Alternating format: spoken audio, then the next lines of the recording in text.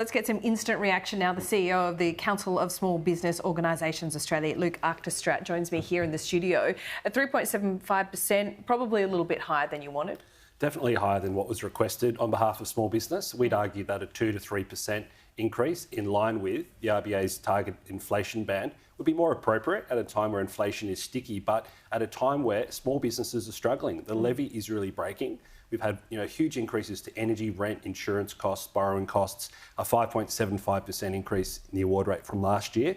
So a lot of small businesses today will be looking down the barrel of over a 10% increase in those award rates over the last 2 years, which is really significant and flows through to over 110 industry awards. So what's your read on that? Can small businesses absorb this right now? Because we did hear the Fair Work Commissioner talk about the pressures, and particularly when it comes to productivity. This has to be the toughest operating environment for small businesses in living memory. They're just being smashed by higher costs across the board. It's going to be very difficult for them to absorb these costs. So they will need to try to pass those on, but small businesses are often between a rock and hard place. There's only so much people are willing to pay for a cup of coffee. So that means small businesses actually being in the invidious situation where they're reassessing their staffing levels, potentially looking at scaling back some of those growth plans they might have had. 43% of small businesses in Australia are not currently breaking even, and small business owners are paying themselves less than the average salary. So they're under huge pressure at the moment. Is it the minimum wage rate that is putting the most pressure on small business, or is it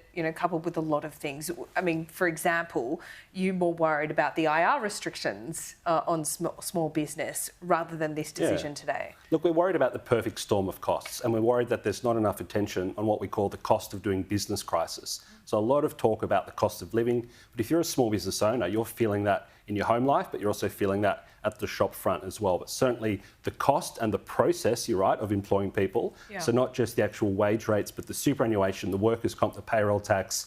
These increases have flow-on costs for employers. The red tape we've seen introduced into IR is certainly not small business friendly either.